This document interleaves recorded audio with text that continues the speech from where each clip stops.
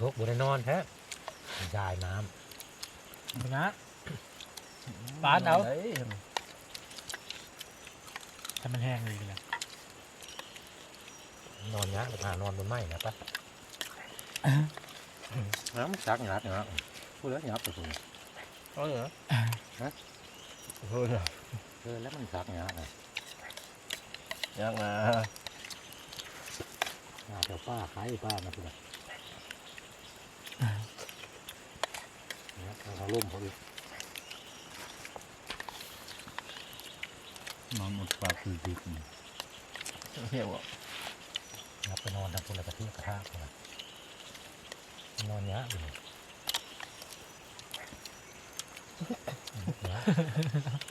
บัวไว้มันฮับมันนับบัวไว้ซักไว้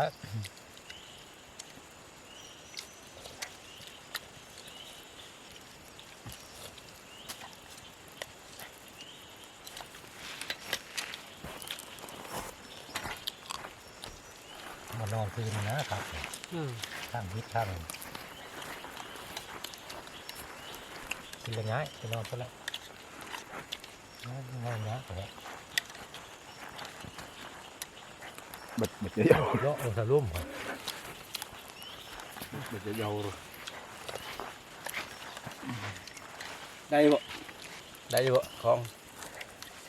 ไหน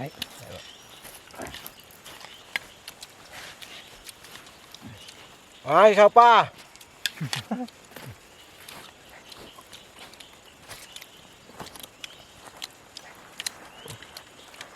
อย่างเงี้ยให้คนโตกันเนี่ยเดี๋ยวทีนี้ก็เขาลงอยู่แล้วเหมือนตกเองนะ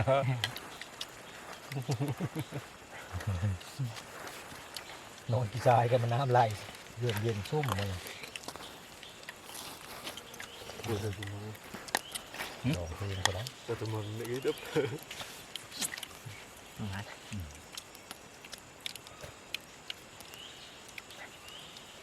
ลงลมวีคักขึ้นไปชวนไปนอนอยู่พุ่นได้กินนี่ไรพุ่นเลยบ่มาสบายพุ่นเลยเอาเงินกับไป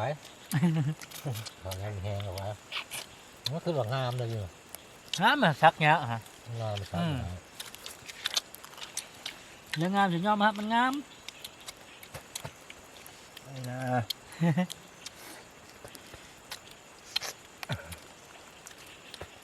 เพลินเลยเนาะไม่อยากเพลินนอนนี่เดินไปได้โอ้โหเดินเมื่อแล้วเห็นไหม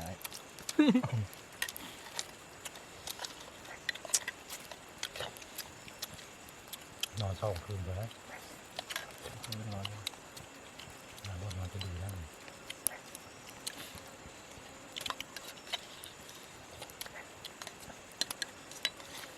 เหนื่อยแค่นอนครับเราต้องยังลาไปดู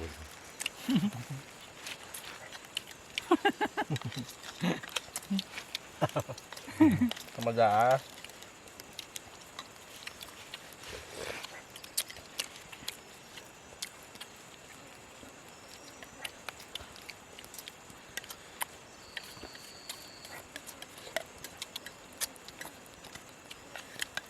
เป็นน้ำยาเข้าบอกกินอย่างคือว่าเชฟมด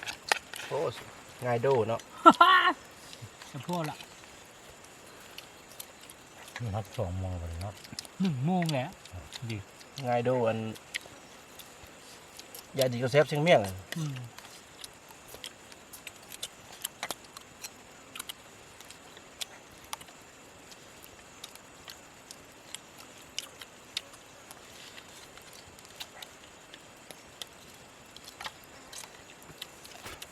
เจ้าสบิ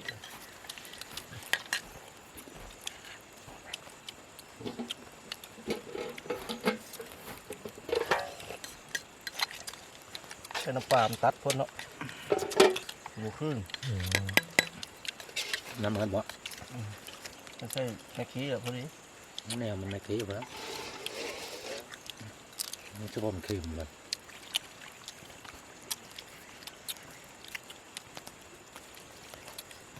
กินข้าวป้าเลยเนาะโอ้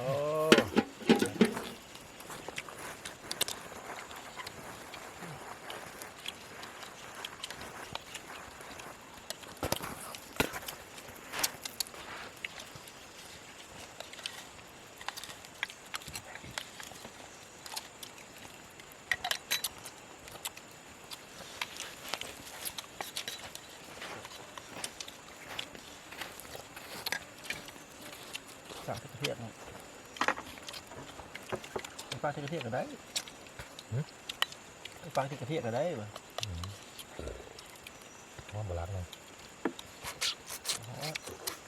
มันพูดแล้วได้ซักรัก chắc lẽอยู่นี่แหละ เฮ้ยบ่ได้สเตจเหล็กเก็บจากมักโกแล้ว คนนึงแต่ขีใหญ่ เห็นบางใหญ่เลยเห็นได้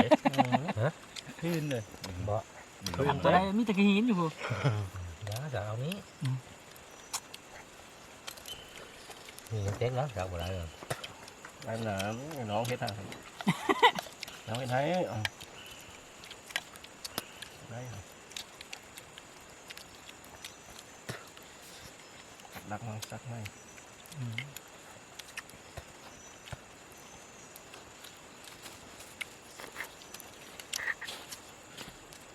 มันเป็นป้าเนี่ยกระถางคือทำให้หวานเนาะเป็นดินมันสั่นไปซะ hốt เป็นวาง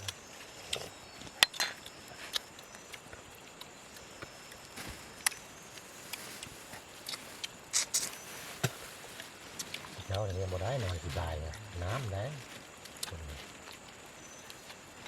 phần bò heo nọ hôm nay nè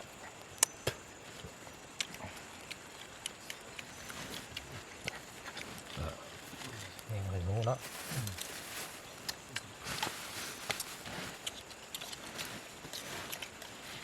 khác rồi tụm nọ tụm lâm nọ khác là xe xuống này giờ bỏ xe này suốt phải suốt อร่อยอร่อย nói vô ná mà làm mấy đó ngon không ngon từ lắm. nào Rồi tao cái này con hả con cứ mà hà giờ đấy đó cái này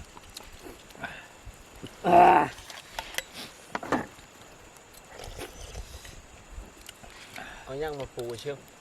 ใบโคมเลย คันเดี๋ยวไป ไม่อย่างคันปูแล้วก็เอาแพอู้ปก คันขาบน้ โป้เขาไปหาได้มาปลูกปะนางท้องตึงนางตายยอดเลยก็นี่ ำอูไฟไปอูมันเลย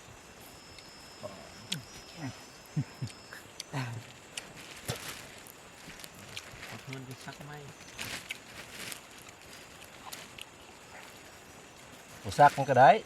càng đấy อันใด mưa này một sắc mà hắn mà bác sĩ ma chẳng sắc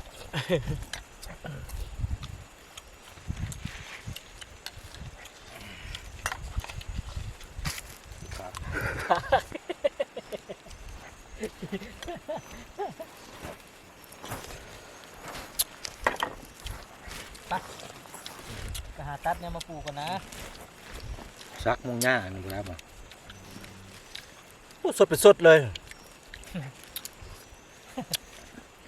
เพราะนั่นมันตุ้มเก่าเนี่ย ก็ใช่ ทาง โอ้ยักษ์ย่ามาเท่านอนฮะบ่ดาว chân chặt มาเท่านอน จะเอาเจ้าน อนในห้องนอน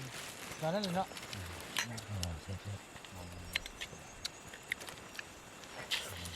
นอนติดเดือนติดปี ตัวเปล่า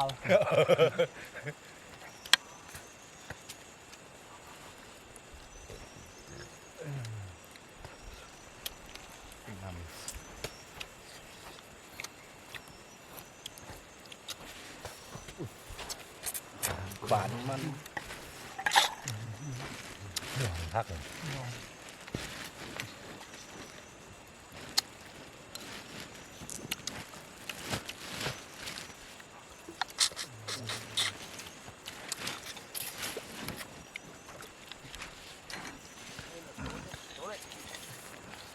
กดออกเลยเหรอวะกดออกหมดเลยเหรอวะกดออกเลยอะแค่ที่นอนก็ได้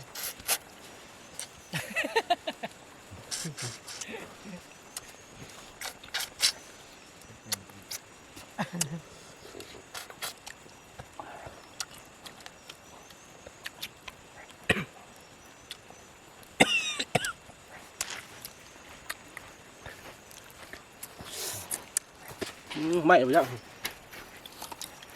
จนลืมเนาะ ตัดเลยเชียว ฮะ ตัดใบ ไปเลยเอาใบนั้นมาปลูกใครเนี่ย มากินปลากินปลาตัดเอาลงจังหน่อยนะเอาหลายนะตัด มันยังใครได้เฮาได้เนี่ยมาปลูกได้ เอาจังน้อยนึงตายแล้วนะเอาหลาย เอ้ยปลูกแล้วมันก็ขึ้นทันหมดเลยขึ้นผ่าเว้ย ทรายก็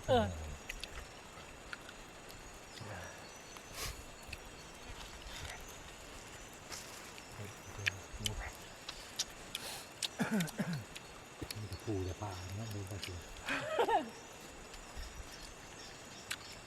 เป็นนั่นจะบนลุ่มแล้วจ้ะมันจะเจ้าพักนะ นี่ถามน้ำไปพวกจะเห็นใบโค บนนั้นบนนอนนะคือมีแต่ไม้ นี่นี่นะพักไว้หน่อยเลยมีหนาได้ของเขาเราเป็นปูน